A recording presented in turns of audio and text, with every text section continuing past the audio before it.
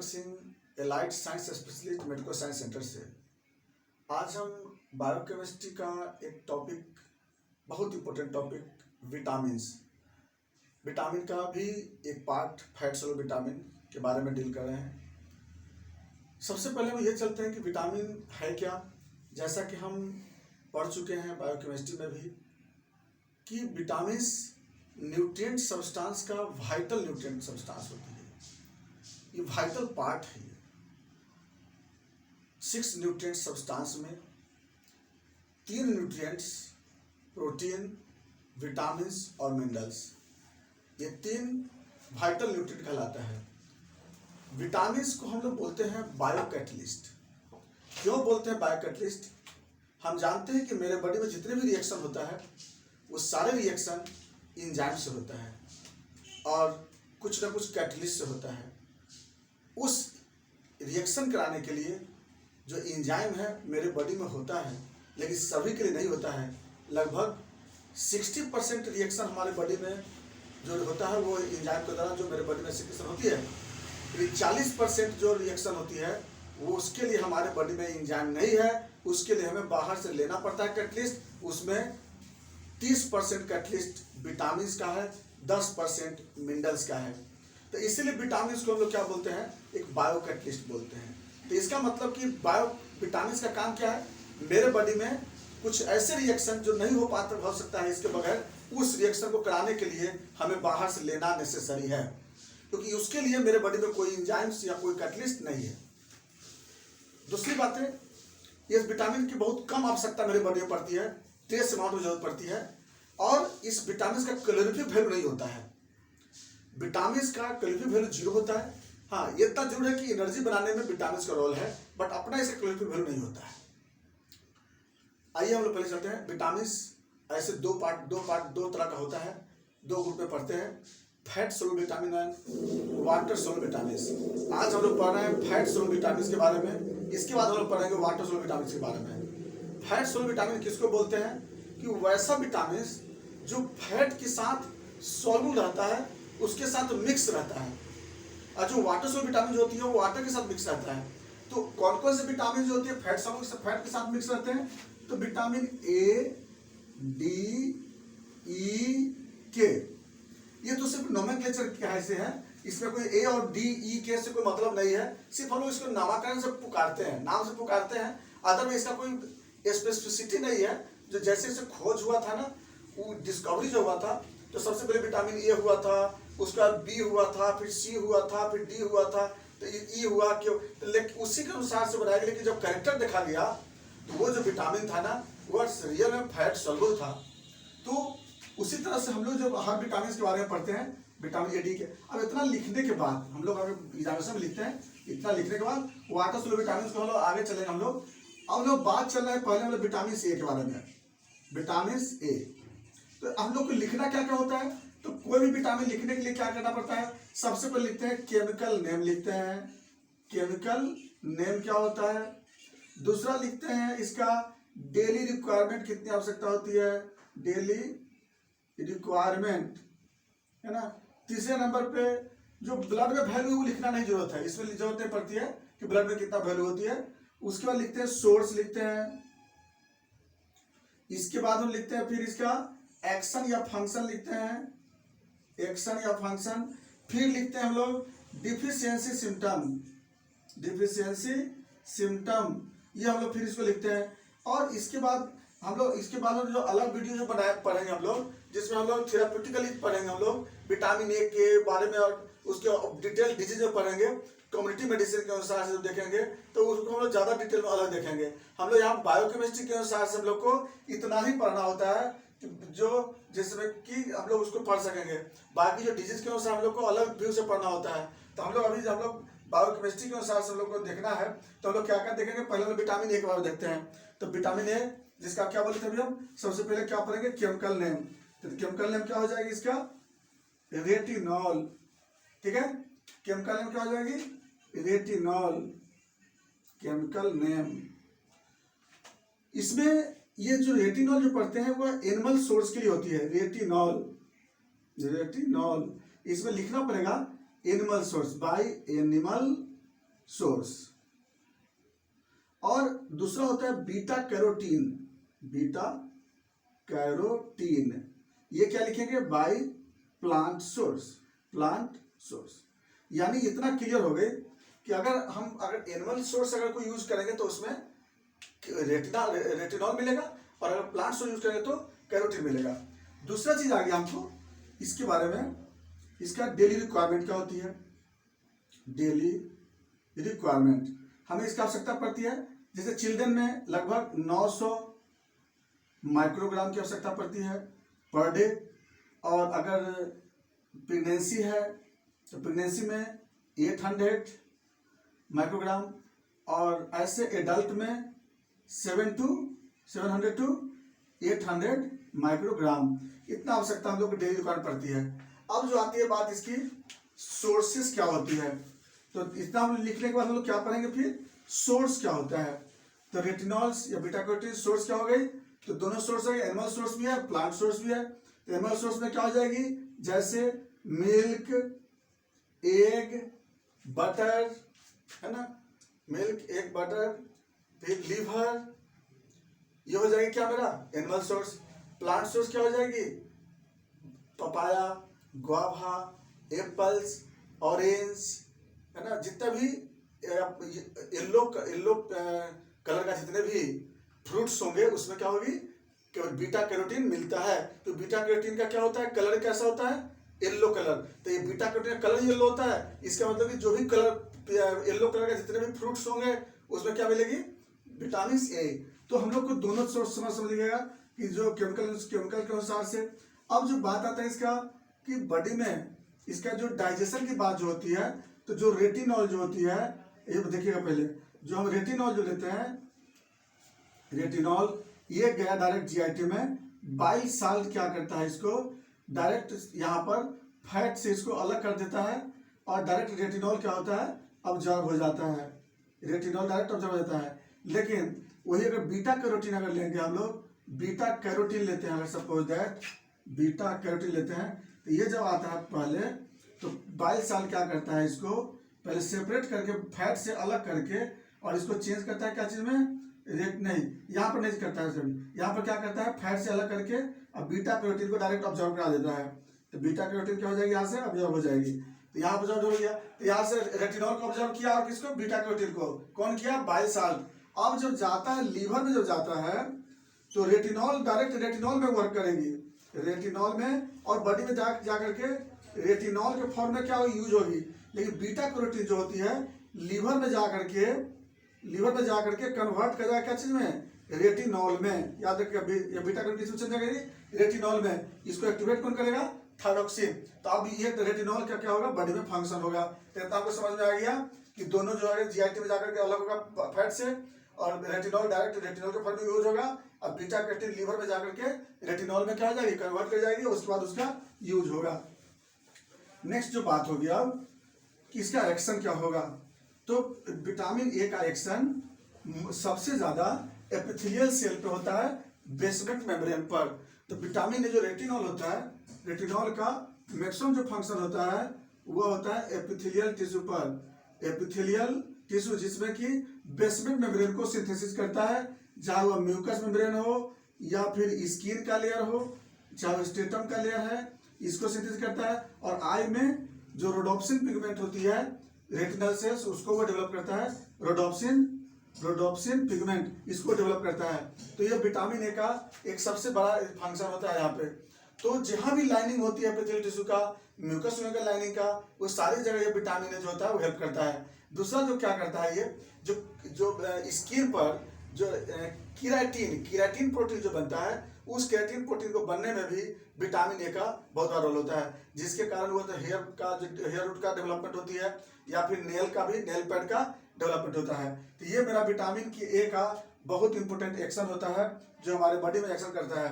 अब जो बात आती है इसका डिफिशियंसी सिम्टम, तो विटामिन ए के कारण क्या क्या डिफिशियंसी सिम्टम हो सकता है। तो जहां जहां एपिथेलियल टिश्यू की डिसऑर्डर्स होगी वो सारे जगह डिसऑर्डर करेंगे।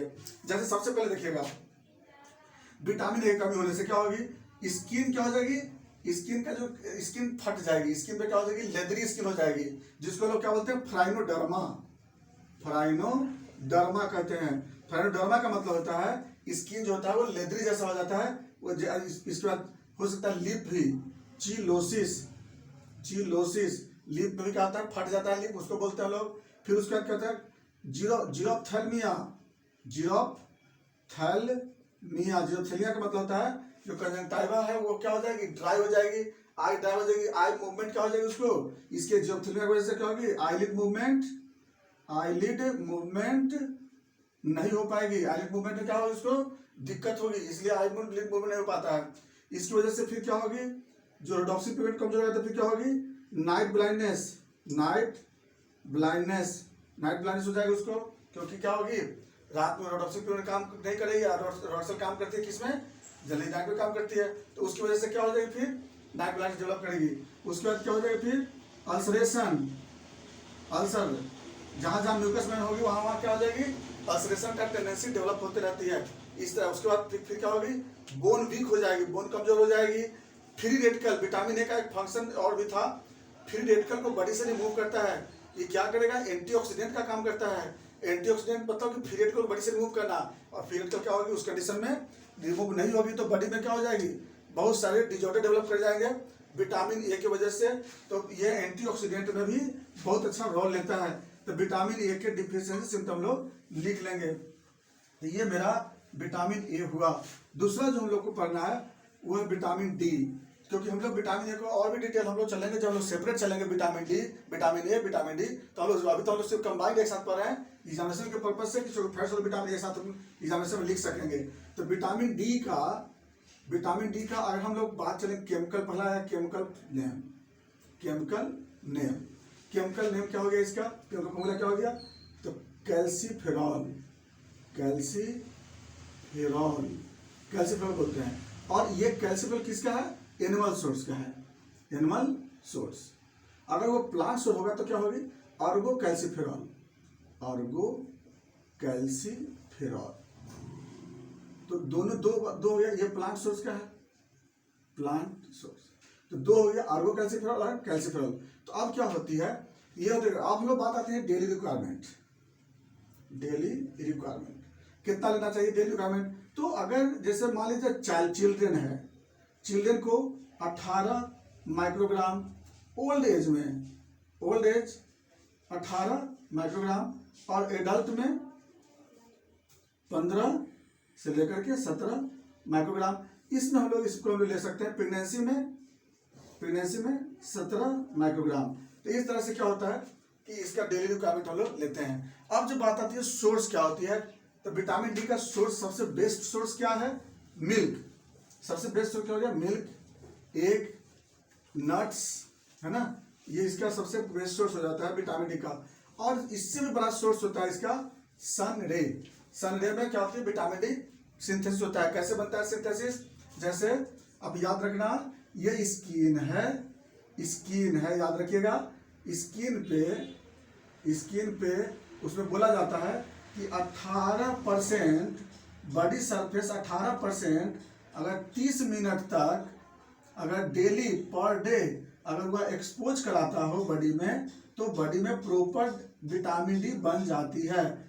बॉडी कितना बोले थे, 18% आधे घंटे तक। अगर वो ब्लैक पर्सन है तो उसको 40 मिनट तक, और अगर व्हाइट स्किन है तो 30 मिनट तक। इतना मिनिमम अगर एक्सपोज कराता है पर डे, तो वह क्या होगी, तो उसके बॉडी में विटामिन डी पूरा हो जाएगा। 18% का मतलब क्या हो गया, जैसे ये हाथ हो गया, इतना हो गया, मान लीजिए 5%, 10%, और मान लीजिए फेस पे तो खैर क्रीम लगा लेते हैं, बॉडी में और कोई तो ओपन होगा नहीं, तो नहीं होगा तो क्या करेंगे लोग, 10% हुआ ना, तो लोग क्या करेंगे, लोग आधा घंटा की जगह क्या करना पड़ेगा, हमें 1 घंटा में रखना पड़ेगा। अगर 18% करना होगा तो क्या करना होगा, पूरा 9 यहाँ से आप ओपन करेंगे, 9 18 हो जाएगी मेरा।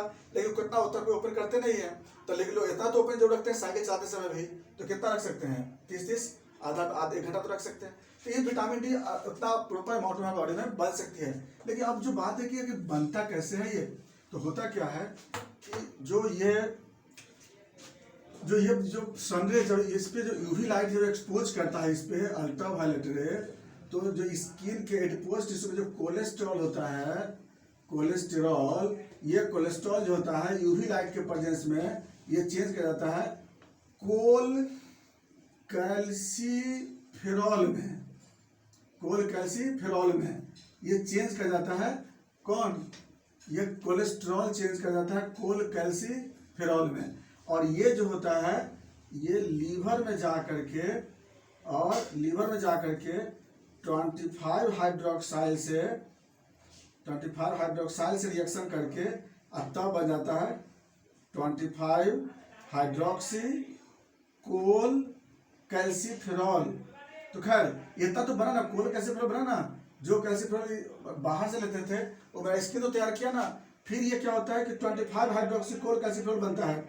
ये किडनी में जा करके, इन किडनी 1 हाइड्रोक्साइड से रिएक्शन करता है, तो वहां पर जाके बनता है 125 डाईहाइड्रोक्सी कोल कैल्सीफेरॉल। इसको बोलते हैं विटामिन D3 बोलते हैं, इसको विटामिन D3 कहते हैं। विटामिन D1 जो सोर्स से आता है, विटामिन D2 आता है और प्लांट सोर्स से। ये जो बना है विटामिन D3 बना है। विटामिन D3 यहाँ पर एक्टिव हो जाती है, और ये विटामिन D3 क्या होती है? डायरेक्ट एक्शन इसका कहाँ पे होगी? बोन और टीथ पे होती है। तो ये जो हम लोग लेते हैं जो विटामिन D, ये मेरा क्या है, जो मेरा सर्वे जो होता है ना, वो डायरेक्ट सिंथेसिस करता है विटामिन D का। और जो बाहर से लेते हैं हम लोग कोल कैल्सीफेरॉल या आर्गो कैल्सीफेरॉल, उसके वो क्या करता है, ये तो हो गया डायरेक्ट जो सन से लिए। तो हम लोग धूप से भी लेते हैं ना, तो मेरे बॉडी में जो कोलेस्ट्रॉल होता है वो कोलेस्ट्रॉल से बनता है, विटामिन D बनता है कोलेस्ट्रॉल से। और जो GIT से जो लेते हैं, ये GIT से जो आता है वो जो आर्गो कैल्सीफेरॉल है, वो बाइट से एक्सपोजर होकर क्या बन जाता है? कोल कैल्सीफेरॉल बन जाता है। फिर ये लीवर में जाकर क्या बन जाता है? लीवर में जाकर के फिर वैसे ही 25 हाइड्रोक्साइड रिएक्शन करके बन जाएगा 25 हाइड्रोक्सी कोल कैल्सीफेरॉल। फिर किडनी में जाके बन जाएगा वैसी 1 हाइड्रोक्साइड से रिएक्शन करके 125 डाईहाइड्रोक्सी कोल कैल्सीफेरॉल। तो इस तरह से क्या होती है कि विटामिन D3 हमारे बॉडी में पहुंच जाता है। इसके बारे में हम लोग जब हम लोग डिजीज पढ़ेंगे विटामिन D, तो उसमें फिर हम लोग इसको और ज़्यादा डिटेल लेके चलेंगे। तो विटामिन D आ तो गया मेरे बॉडी में। अब जो आते हैं बात इसके फंक्शन के बारे में, तो विटामिन D का फंक्शन क्या हो जाता है? विटामिन D हमारे बॉडी के लिए क्या करता है? विटामिन D, तो विटामिन D का फंक्शन कहाँ का है? एक तो है टीथ पे, जहाँ पर क्या करता है, ये टीथ का डेवलपमेंट करता है। दूसरा कहाँ है? बोन पे है, जहाँ पर क्या करता है? बोन का डेवलपमेंट करता है। तीसरा कार्टिलेज में, जहाँ कार्टिलेज को वो डेवलप करता है। तो ये करता क्या है वो कि, और तीसरा विटामिन D GIT से कैल्शियम को क्या करता है? वो ऑब्जॉर्व कराता है। तो कैल्शियम को ऑब्जॉर्व कराता है, और कहाँ पर वो उसको क्या करेगा? डिपोजिट करेगा कैल्शियम को बोन में, कार्टिलेज में एंड टीथ में। ये मेरा विटामिन D का बहुत अच्छा फंक्शन है कि यहाँ से कैल्शियम को लेकर यहाँ पे स्टोर करवाता है और प्लस फॉर्मेशन कराता है। अगर यही विटामिन D की अगर कमी हो जाएगी तो क्या हो जाएगी? बोन भी कमजोर हो जाएगा, कार्टिलेज भी खो जाएगी, टीथ भी कमजोर हो जाएगी। तो अगर इसका डिफिशियंसी सिम्टम में अगर बात चलेंगे हम लोग, तो जैसे ये तो हो गया इसका फंक्शन हो गया। डिफिशियंसी सिम्टम में क्या होती है कि विटामिन D की डिफिशियंसी अगर एक चाइल्ड को हो जाता है, अगर चिल्ड्रन स्टेज में होता है, तो कैसे क्या हो जाता है? रिकेट्सिया, जो कि हम लोग डिजीज में पढ़ेंगे, हम लोग इसको डिटेल बताएंगे कि रिकेट्सिया कैसे डेवलप हो जाता है। एक रिकेट्सिया डेवलप होने में क्या होती है? बोन आखिर कर्व जैसा क्यों चेंज कर जाता है? और इसमें रिकेट्सिया क्या होते हैं? खास करके टिबिया फ्यूला, जो लॉन्ग बोन होता है ना, वो क्या होता है ना, कर्व हो जाता है, अंदर से कनकेव लाइक और बाहर से कन्वेक्स लाइक हो जाता है। तो इस तरह से क्या होती है? उसका शेप बन जाता है। तो ये होता है बच्चों में। और एडल्टहुड में क्या होता है? ऑस्टियोमलेशिया होगा, ऑस्टियोपोरोसिस होता है। ये हम लोग लिखेंगे किसमें? विटामिन D के डिफिशियंसी में लिखेंगे। तो ये हो जाता था मेरा विटामिन D। उस तरह से मेरा आता है फिर विटामिन E के बारे में। विटामिन E को देखेंगे जब हम लोग, तो विटामिन E का जो केमिकल नेम हो जाएगी विटामिन E, इसका केमिकल नेम क्या हो जाएगा? टोकोफेरॉल। तो केमिकल हो जाएगा क्या? टोकोफेरॉल। अब इसका सोर्स डेली रिक्वायरमेंट कितना हो जाएगी? डेली रिक्वायरमेंट विटामिन E का 125 से लेकर के 135 माइक्रोग्राम हो जाएगी। अब जो हम इसको लेके चलेंगे, अगर सोर्स लेके चलेंगे विटामिन E का, तो विटामिन का सोर्स क्या हो जाएगी? जैसे मिल्क भी है, एग भी है, और एलमंड्स है, चाहे नट्स है, वेजिटेबल्स है, ये सबसे क्या होती है? विटामिन E हमें मिलती रहती है।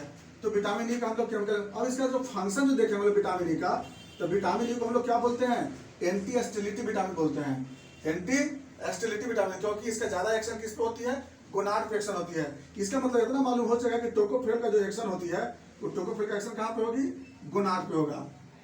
गोनाड पे क्या करेगा, ये गैमेट का फॉर्मेशन करेगा और प्लस सेक्सुअल हार्मोन का सिंथेसिस करेगा, सेक्सुअल हार्मोन फॉर्मेशन। और विटामिन ई का तीसरा फंक्शन अगर लिख लेंगे, क्या लिखेंगे हम लोग, तो ये गैमेट फॉर्मेशन हो गया, हार्मोन सिंथेसिस हो गया, और क्या हो सकता है इसके बाद, विटामिन ई की वजह से अगला फंक्शन स्किन में वह क्या करता है, स्किन को डेवलप में हेल्प करता है, वो स्किन में फिर स्टेरॉइड का सिंथेसिस करता है वो, और इस तरह से स्किन को मॉइस्ट डेवलप करता है। और विटामिन ई का अगला फंक्शन है, इससे बहुत इंपॉर्टेंट, फ्री रेडिकल को रिमूव करता है बॉडी से, फ्री रेडिकल, इसलिए हम लोग विटामिन ई को क्या बोलते हैं, एंटीऑक्सीडेंट बोलते हैं, एंटीऑक्सीडेंट विटामिन बोलते हैं। अब इसका डिफिशिएंसी सिम्टम देख लें, विटामिन ई का डिफिशिएंसी सिम्टम क्या हो जाएगी, स्टेरिलिटी हो जाएगी, गैमेट फॉर्मेशन, उसका बॉडी में क्या हो जाएगी, डिजॉर्डर डेवलप कर जाएगी। ये हो जाएगा विटामिन ई का। लास्ट बच गया विटामिन के। विटामिन के बारे में क्या बोलते हैं, विटामिन के को बोलते हैं मानाडायोन या मानाक्विनोन कहते हैं। केमिकल नेम क्या हो जाएगी, इसको जल्दी से हम लोग खत्म कर दें, मानाक्विनोन या मानाडायोन बोलते हैं विटामिन के को।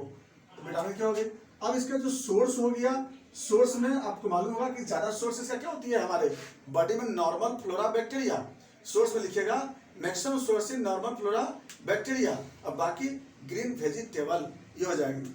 और इसका जो रिक्वायरमेंट हो जाएगी, हमारे बॉडी में विटामिन के की आवश्यकता कितना होती है, लगभग 15 से लेकर के 19 माइक्रोग्राम, इतनी आवश्यकता हमको विटामिन के की जरूरत पड़ती है। अब जो इसका हम लोग फंक्शन देख लेते हैं, तो विटामिन के का एक फंक्शन है, वन लीवर में क्या फंक्शन है, सिंथेसिस ऑफ प्रोथ्रोम्बिन, प्रोथ्रोम्बिन, इसलिए विटामिन के को क्या बोलते हैं लोग, एंटी हेमरेजिक विटामिन कहते हैं। तो प्रोथ्रोम्बिन का सिंथेसिस करता है और इसको क्या बोलते हैं लोग, एंटी हेमरेजिक विटामिन। उसका इसका जो डिफिशियंसी सिम्टम क्या हो जाएगी, हेमरेज। इसलिए हम लोग हेमरेज इसलिए बोलते हैं क्योंकि प्रोथ्रोम्बिन का काम क्या है कि प्रोथ्रोम्बिन से थ्रोम्बिन बनाता है, क्लॉटिंग में हेल्प करता है। यही मेरा फैट्स और विटामिन का एक छोटा सा एक इंट्रोडक्शन टाइप से था। डिटेल हम लोग एक एक विटामिन को तो हम लोग डिजीज वाइज हम लोग पढ़ेंगे इसको। नेक्स्ट वीडियो में हम लोग पहले वाटर से लोग पढ़ेंगे, पहले हम लोग एक बार हम लोग इसको इंट्रोडक्शन टॉपिक पढ़ लेंगे और फिर हम लोग 1 बाय 1 करके आगे हम लोग देखते हैं। अभी हम लोग सिर्फ वो चल रहे हैं कि एग्जामिनेशन में कम से कम अगर लिखना रहे तब हम लोग इसको आराम से लिख सकते हैं। नेक्स्ट बात हम लोग नेक्स्ट वीडियो में।